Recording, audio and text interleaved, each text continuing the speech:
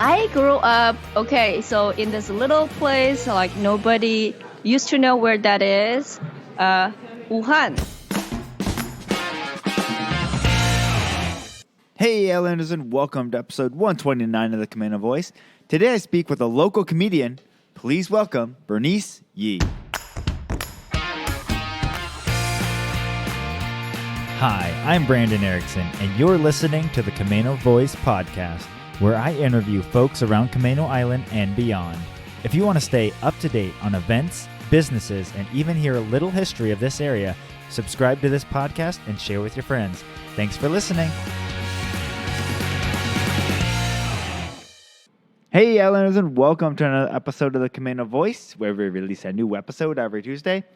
How is your guys' week going? I'm recording this, or at least this portion of the podcast, the intro, during the week of Glass Quest, and it has been insane. And to add to all of that, we had a random snow last night where some place on the island got 8 inches of snow, while other parts of the island got no snow. So, very fascinating morning that we woke up to today. Now most of it's all melted off, so it's nice and sunny, and people are out questing again. So that's my week in a nutshell. Today I got to interview Bernice Ye, who, if you couldn't tell by the name, is not from this country. So she is an immigrant from China, and got over here. Came over with her during her master's degree, or to get her master's and or doctorate, and ended up getting a job here in the tech world, and kept in that for many years. And so you're going to hear about her story, how she came to America.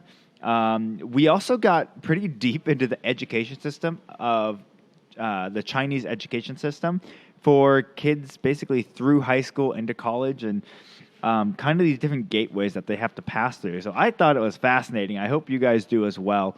So we get into all of that and more, and then we're going to get into a little bit of her, not a whole lot of her career in this part, because we actually ended up going for quite a while on this podcast. So I broke it into 2 pieces. So this one, you're going to hear her backstory, how'd she get over here, and then the next one will be really her career path here in America, and then how she got into comedy, which is what she currently does now. So all this and more in this part, and then of course the next part that'll be coming out next week. So without further ado, here's my conversation with Bernice Ye. Hey, Islanders, and welcome to another episode of the Camano Voice. Today I'm here with a local comedian.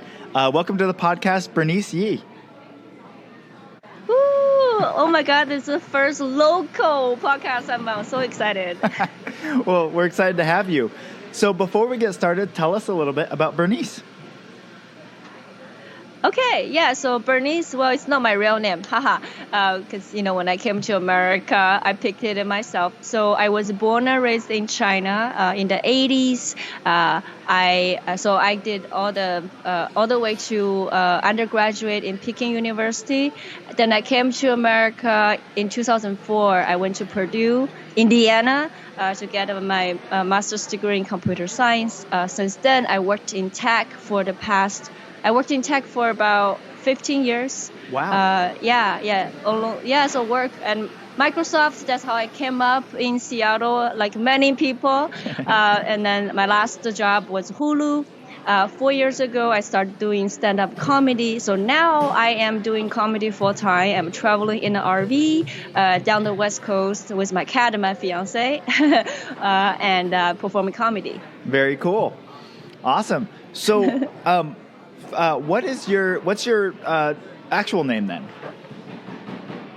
My actual name, I almost try to not mention it too many places, but this is my local islander, so it's Jing Ye. And then the reason why I'm pretty careful about my real name is because my parents, my family, they're still in China. With the stand-up comedy, I'm a small potato, so nobody is paying attention to me, right? Mm-hmm. But if things go well, if things I say Chinese government can get pretty sensitive, so I try to protect my real name. Yeah. No, very cool. Awesome. So what was it like for you then? What part of China did you grow up in? I grew up, so in this little place, like nobody used to know where that is, Wuhan. Now I don't need to explain to people what that is, where that is anymore. That's crazy. Okay. So you grew up there then. What was it like growing up there for you? My home, like my parents' house, where actually is an even smaller town, 1 hour outside Wuhan. I have a lot of family there. Grew up in the 80s. It's very poor. Like we grew up very, very poor. It's not like our family's poor, but entire China was poor, right? So Wuhan is known for its hot weather in the summer. It's like China has 3 furnaces for hot weather. Wuhan, like every year there were people die because of the heat. That's how hot it is. A 42-degree summer. But we don't have AC. We don't have AC, so it's like when I grew up, we just started to have ceiling fans. So it was so hot. I remember when I take a shower, before I take a shower, I would put my clothes in the fridge. Oh my word! So when I came out of the shower, the clothes is cool, so it's not hot. And sometimes as a little kid, I would sit in the fridge just to cool myself. But winter is also very cold, so it's not like Arizona, like, oh, you got hot summer and that's where you go in the winter time. The winter is also very cold, and we don't have central heating, and we still need to go to school in freezing weather. Yeah, so every year I will get frostbite, like all my fingers and toes, but we still need to study. Oh my word. Wow. Yeah. So one of the things that always gets me in China is the scale. You guys say small town, but when we say small town in America, that means like that could be like 1,000 people or something. What is small town in like Wuhan and this place you grew up? Oh my God.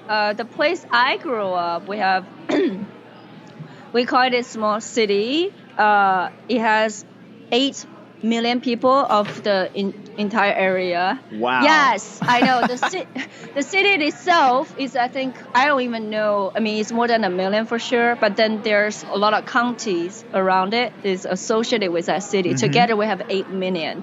Wuhan, I think is 20 million or that's kind of, it's a really big city. Wuhan is a very big city. Yeah.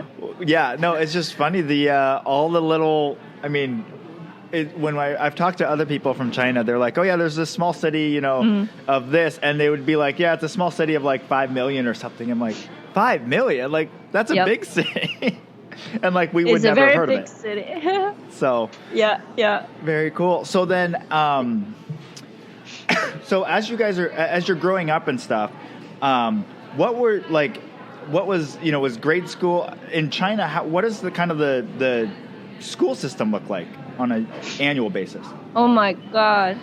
Don't even get me started. Okay, so let's talk about a couple things here. We'll chop it up to elementary school, middle school, high school, right? Mm-hmm. The elementary school, it's interesting because as I get into school, we're going through a change used to be 5 years for elementary school. Okay. And they are changing to 6 years.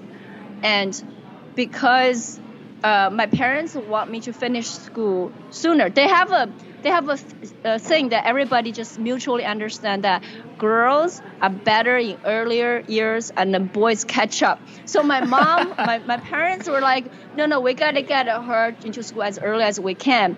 And so what happens is the school opens in September, and I was born in May, so I am 2 months short. Like the cutoff age is 6 years and a half. Okay. And I cannot go to school that year because I'm cut off. And my mom is, no, she got to go to school this year, because if she miss this year, next time elementary school becomes 6 year, right? So I'm losing 2 years. In her mind, that's, oh no. So my parents went there to change my birth certificate. They changed my birthday.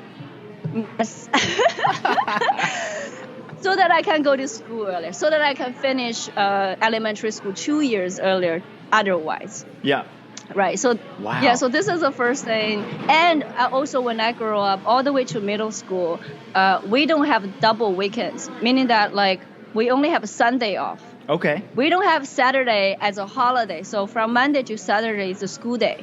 We got to, study, right? Yeah. And so totally. And then middle school, it was easy for me, to be honest, because my parents, they have to relocate to a different city to work. So I was like living with my grandparents. I was in boarding school most of the time, living with my grandparents. I did really well. I was like the number one student in the whole city going into high school. Because in China, like the grades are all out in the public. Like every year when you finish school, they put on a bulletin like who is the number one. It's very brutal. But at least but the thing is like I was bullied by people at the school, but because my school was good, so I developed this system. Like I would sell my homework to the kids who are they call it the bad kids, but they're not bad kids. They're just trouble, right? They cause trouble. So I sell my homework to them so they would protect me from my bullies. And it was a really good business. I was going to say, that sounds like you were a business person really early on. Yes, and I got the kids to do dishes for me. I take care of their homework. It's a win-win situation, you know. And then high school is very brutal because the whole reason for anyone in China for high school is to prepare you for the college entrance exam. Have you heard of that? No. Okay, it's a very brutal exam because there are only so many good universities, and so it's very, very competitive. But also in China, if you don't get into college, you cannot find a job. Actually, in my year, it's like, if you're in China, you don't have a master's degree, it's very difficult to find a job because there are so many people in China. A lot of times the recruiters use that as a filter, right? Yeah. You don't have a master's degree, they don't even look at you. And you don't have a college's degree, they definitely don't look at you. So that's kind of like, if you fail the college entrance exam, you go back to high school, study another year, and try this exam again. Oh, wow. Okay. And another thing is very brutal is also the application process is also very different. Here, you can apply to many schools, right? Yeah. You submit your application. In China, you took the test, at least the time I was in, you took the test. After you do the test, you have a form to fill. It's like, what's your number one choice? What's your second choice? And you submit, and then doesn't matter what your second, third choice is, your file only go to the first choice. And if you don't get that, if you are like basically you're betting horses, right? Yeah. You're like, I'm trying to guess I can get in this one, but if I got rejected, dumb. Okay, I cannot go anywhere because the school, if they were considered the second choice, I don't like you. So it's just really for show. Wow. Okay. Yes. So for high school, the whole time, like our high school is very brutal. We study starting at 6 a.m. We have half an hour lunch break at 12. We go back and study until 6 p.m. We have half an hour dinner break. We study until 9 p.m. And I go home, I study until midnight by myself. That's like every day. Yeah, wow. And then the rules are so strict. Like girls are not allowed to have long hair because long hair will distract you from the time you can study. Like seriously, you can have a bob. That's the longest you can have. Wow. Like because like if you have long hair, you will spend 5 minutes to take care of your hair every day, right? Yeah. That's not allowed. That's distraction. Yeah, boys can only have buzz cut. Wow. And obviously dating is not allowed, but they are so extreme that like people with different gender, you cannot walk together unless it's 4 people or more.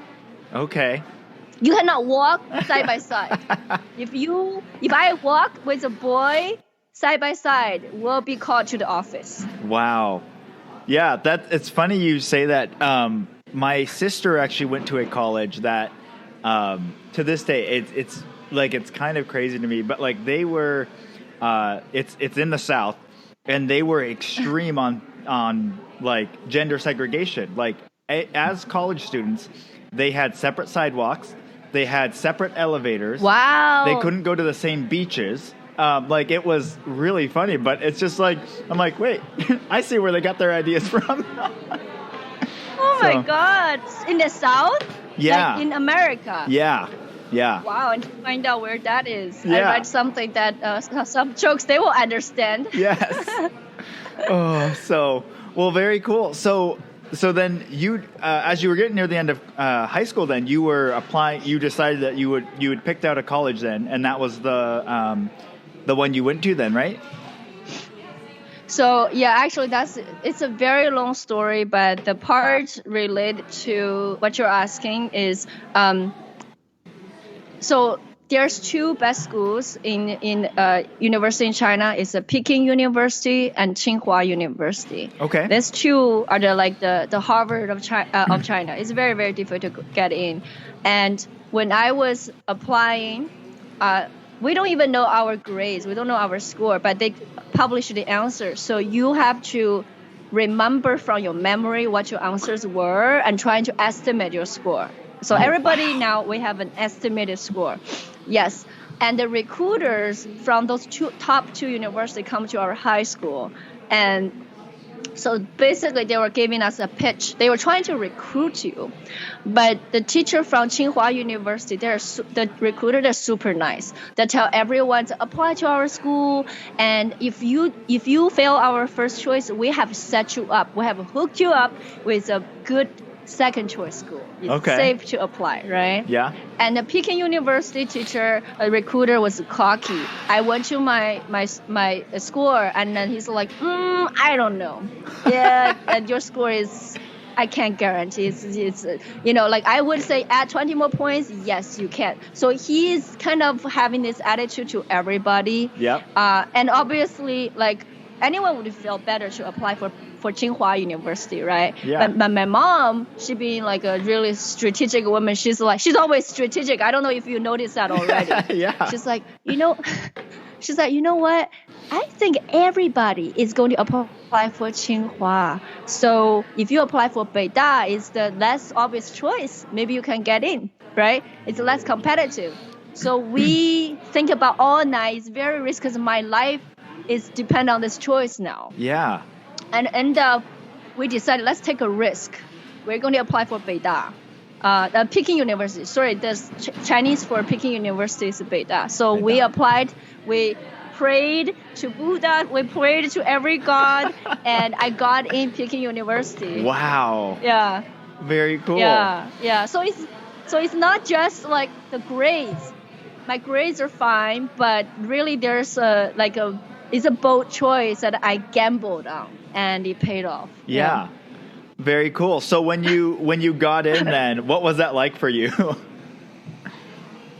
Oh my God. To be honest, once I got to Peking University, when I got to Beijing, big city, it was so easy because my province is the most, Hubei province is the most competitive high school range to study for college. It's known in the country, right? Okay. So we study harder than any other province. Somehow our school are just insane. They're like the, I don't know, the insanity workout of the workout. So once I get to Peking University, I can just tone it down. Yeah. Halfway and still do fine.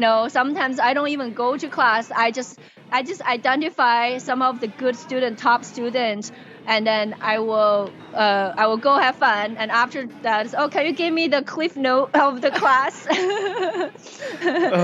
However, though, one thing that is hard for our school is even though Peking University is like the Harvard of China, that was like early 2000, it's still, the conditions are not good. Like we, 6 of us live in a tiny little room that is smaller than my 21-foot RV. Okay. 6 of us live in bunk beds. Yep. Right. And every night at 9 p.m., they will lock the building. They will shut down the power. Yeah, wow. So you're stuck inside the shut. So you guys supposed to be good students. And we study computer science. So like if we try to do homework, there's no electricity. It's difficult. Like I cannot burn midnight oil if I want to. Yeah. So I bought a laptop. So like every time they shut down the power, I have 1 more hour to work. In my little bunk bed, I bought a little table, and I will be crouching over and then work. And over the weekends, they don't shut down the power. So I would buy a loaf of bread and just sit there and I work 72 hours nonstop. I don't go to sleep. I just, it was like hard. So when I come to America, I was like, this is easy. Well, that's great. Yeah. So as you get through college and everything, how do you guys decide your majors and stuff like that? Like, do you get like a small choice band, or do you guys get to choose whatever? Oh my God. I have no idea what to choose. Like, it's not like, we have already get exposed to any of the major, right? Yeah. And so to me, it's blind. But one thing is in high school, in your second year, you will decide, do you want to do science or you want to go with literature? And at the time, I just like science more. So I'm already in the class of the science one. So you can choose the major associated with science. And I was sitting there thinking like, chemistry, I don't want to get dirty with my clothes. Okay, no chemistry. Engineering, I don't want to work with my hands. Physics is too boring. I'm literally doing the game of elimination, right? Yep. And and then because I like to play computer games with my cousin, so I was like, okay, computer science, maybe I can make pretty graphics and just typing on a keyboard. That doesn't sound too hard. So I chose computer science. That's good reasoning there. So then, as you guys get close to graduating, obviously there's a lot of people. I've talked to many people in the States of like what that's like. You start applying for jobs, and what was that like for you guys as you started getting close to graduation? What does that kind of look like? Yeah. So you mean like in China, undergraduate? Yeah. So there's a couple things you can do. You have a choice to make in about your third year. What is this third year called? Sophomore, junior, senior? Year. Yeah, junior in junior America. Year.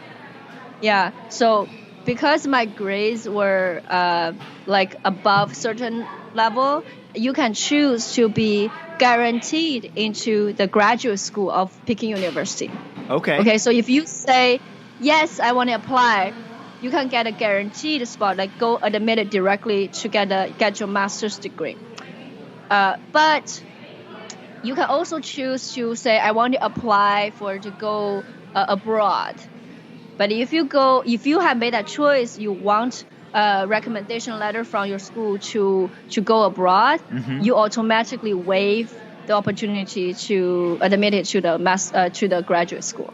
Okay. Right. So yeah, and at the time, and also like 9/11 just happened. So a lot of people, when they apply for graduate school in America, even though they got an offer, they got rejected with visa. Oh no. So like again, I'm at a crossroad of difficult choices, right? Yeah. It's like if I decided to like, because you have to decide in your third year. It's not like you decide in the last year. So you're gambling again. It's like, okay, do I want to go abroad? And I might not get accepted. And even if I get accepted, I might not get a visa. And then my life in China is like probably don't have a good path. Yeah. Or I chose to go to graduate school, which is a safe choice. And by now you probably know I never go for the safe choice. And to me, it's also, I think my parents, my mom has been to America in the 90s for her work. And so she was very impressed about people's life. And she went to San Francisco and LA and New York. Okay. Okay. So That's the America she saw, right? She's like, yeah, you should go. I know friends there. If you apply for graduate school, there are people who will take care of you, So she has been selling me for like America for a while. So you should go to Stanford. It's like very difficult. I didn't go to Stanford. But then also I grew up like my parents, they actually fight a lot. So it's very difficult to be around them. At the time I was young and then immature. It's like I want to be away from home as far as I can be. So there's the young and the naive spirit in me. It's like, you know what, I'm gonna do it, right? So I decided to apply abroad. And then because now that I'm in this boat, I went nuts. I went crazy. It's like, I cannot not go. So I applied 20 graduate schools. That was a lot of work. Yeah, because I want to cast my net wide. Okay, so where did you end up getting in then? Yeah, so I got offer from Purdue. I got offer from Minnesota Twin City and the Waterloo from Canada, and also USC for their master's degree in multimedia, right? Okay. So that's the one that really want to go for, because they are known for the media, right? So that was like really great honor, but it's a private school and you have to pay for the tuition, and I cannot really afford that. And then Purdue gave me they waived the tuition. They also gave me scholarship, like a TA, which I will have a stipend every month. Okay. The best offer was from Waterloo, Canada. They gave me both. They gave me more money too. But then I was like, it's too cold. I don't know why choosing Purdue is better, because Purdue, like Indiana, is also very cold. Yeah. But that's what I chose. Because another thing I was considering, people were saying that if you get a school degree in America, it's easier later to go to Canada to get a job because of the visa issue. Yeah. But if you end up in Canada, it's much harder to come to America, apply for jobs. And Yeah. most of the tech jobs are born in America. So that's another reason I chose Purdue. Yeah. Yeah. Okay. Yeah, Indiana is not like what my mom have seen though. You're like, I'm missing something here. Yeah, exactly. Oh. All right. So then what was that like, I guess, getting all prepped and to move over here and all of that? What was that like during that time period? Oh my God. I have to sign up for a paid program to prepare myself for the visa interview. Mm-hmm. Because the stakes are so high now, right? Like I'm getting ready to go, and if I get rejected, then I'm totally screwed. Yeah. So and then I think in China they recognize how high the stakes are. So there are people really opening like those training school. You have to go to school for this like visa interview just to prepare yourself. So that's number one. I was like doing this thing. But also at the time, for some reason, the American embassy, they canceled the appointment system. They were like, we don't do appointments anymore. You line up. Oh. You line up in person. And then so it's like, it's really messed up because there's so many people in China. What I did is we lined up 2 days before they open. So I got my friends, I got 4 friends, and my dad flew in from my hometown. We booked a hotel next by the embassy, and we take shifts. Yeah. Basically, we're standing in line for 2 days, nonstop. And then, like, this person will do like 3 hours, and then we shift to go back to hotel to sleep. That's how I got on my appointment. Oh, my word. Yes, yeah. So like, people don't even think about how people coming here, but that's like the number one step. And then, okay, so now we got a visa, we're ready to go. They also have like 2 suitcases.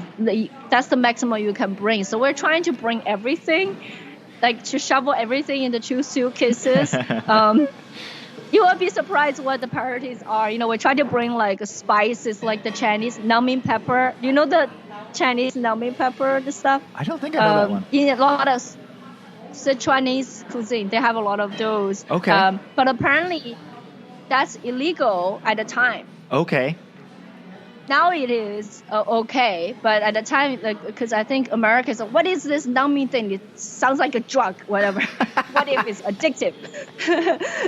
So the Naomi pepper is illegal. So we have to learn, okay, what the things we can bring, what things we cannot bring. My mom prepared me an Asian knife set, cooking knife set. Because there's a big, I know. Somehow I was able to bring a whole knife set.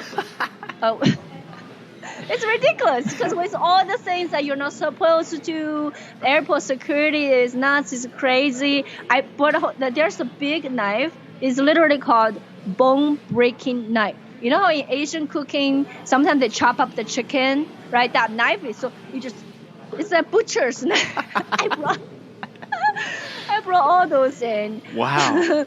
Yeah, and I'm trying to reach out to the Purdue Chinese Students Association to see, if people can help me, whatever. So I was able to find two, I don't know what you call the people who are senior than you, because there is a word in Chinese. It's like your alumni, but they are still in school. Yeah. So I found two Chinese students who are senior. They would come at the airport to pick me up. So there's a lot of coordination, trying to make friends, and very cool. Wow, that's and I've heard of trying to go through the passport or becoming a citizen in the U.S. and the different steps that are taken or required that are just the requirements are so high that anyone born in the U.S. could by no means pass what people that immigrate no way. Not even close. I had a that's an older bit. I haven't done it for a long time. I had a bit about the naturalization test too, and sometimes I will sort of questions at the audience nobody can answer. Yeah, it's like you guys just be Canadians already. Yeah, no. So it's crazy the what people have to do to get in and become immigrants and stuff. Yeah. So then you finally you're at Purdue, and I forget what were you studying when you got to Purdue? Computer science again. Continuing that, okay. Yeah. Okay, so then as you were getting close to graduating from that, what was kind of your outlook? Because you finally kind of get this opening of being able to choose what you get to do next. What was that like, and what'd you do? Okay, I again, the pattern continues is the choices I make. So actually, I think I forgot to mention when I applied for Purdue, I was admitted into a PhD program. So I was actually a PhD candidate. Okay.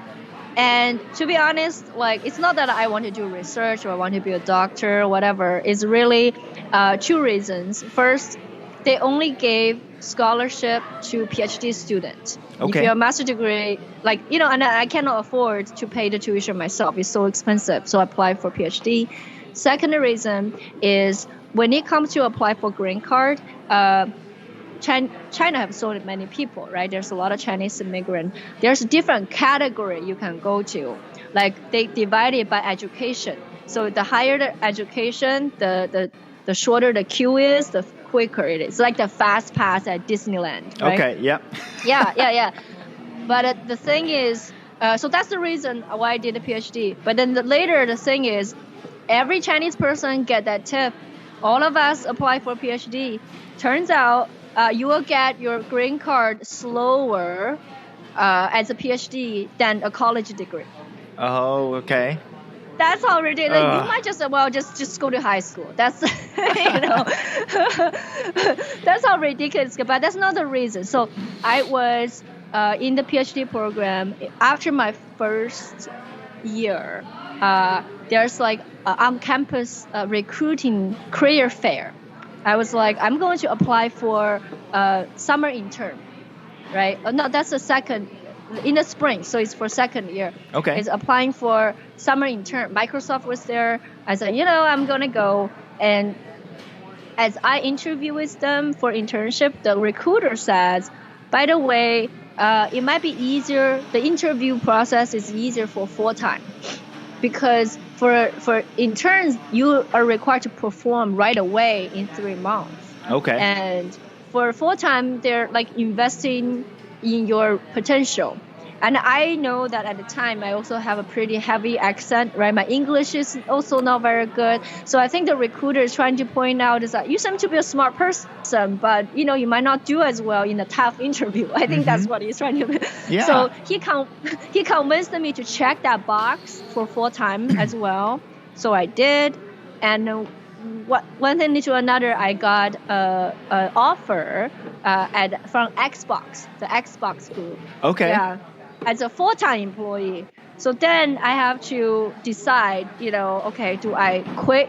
Like I just drop out from my PhD program, or do I just go? But one thing that I helped with my decision is Purdue, when you finish your credits, you can get a master's degree. So like I'm not just walk out with nothing. Yeah. I'm graduating with my master's degree, and I can get a job offer from Microsoft. I look at the package, it looks really good, right? So it's like, yeah, I think I'm going to do it. So I made that choice. My professor was not happy. I think he removed my name from one of the papers we published together. Yeah, wow. Yeah.